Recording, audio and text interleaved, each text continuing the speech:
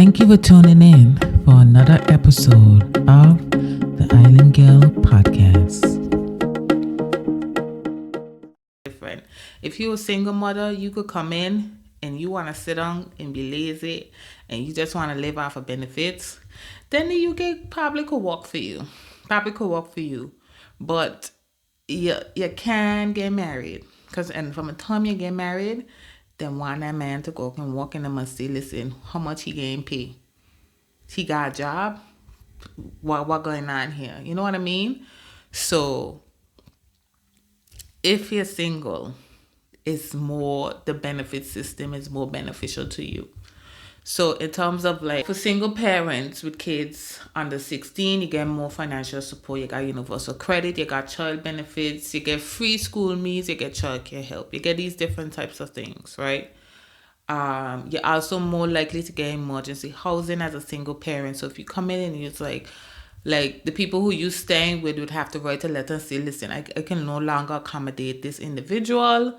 And you could send this letter to whatever council housing association that's within your specific area that you will be staying, and they will find emergency housing for you.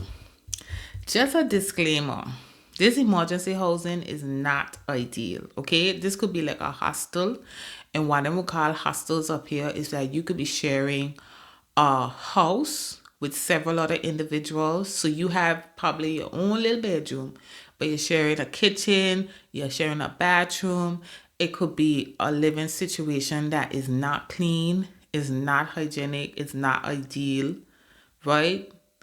And I've seen horror stories with UK people themselves who had to end up being on these emergency housing, and they had to be there for months and months on end. And it's not, especially if you have more than one child and you stuff up in one room with them and the council can't find a house for you, it's not a nice thing. You're going to want to run and go back home.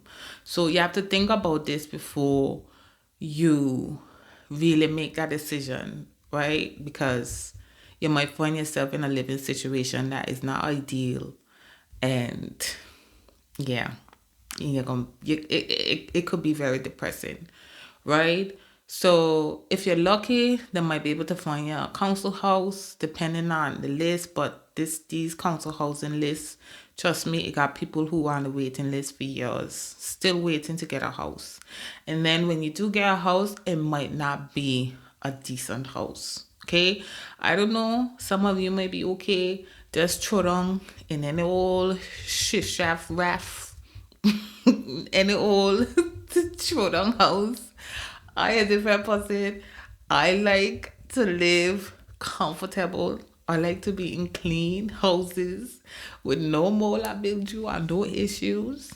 And it's then one that is very warm. I mean, you're gonna be cold. You gotta turn on the heat, yes, but listen, I just don't want to throw down my head anywhere, right? I would do that in Angola, where I used to and I know what's going on there, but not up in these people places. Nope, I wouldn't do that, right? So, in terms of housing, like I said, council housing is not immediate. You have long waiting lists. Priority is given to single parents, disabled individuals, or if you're a person that's surviving domestic abuse.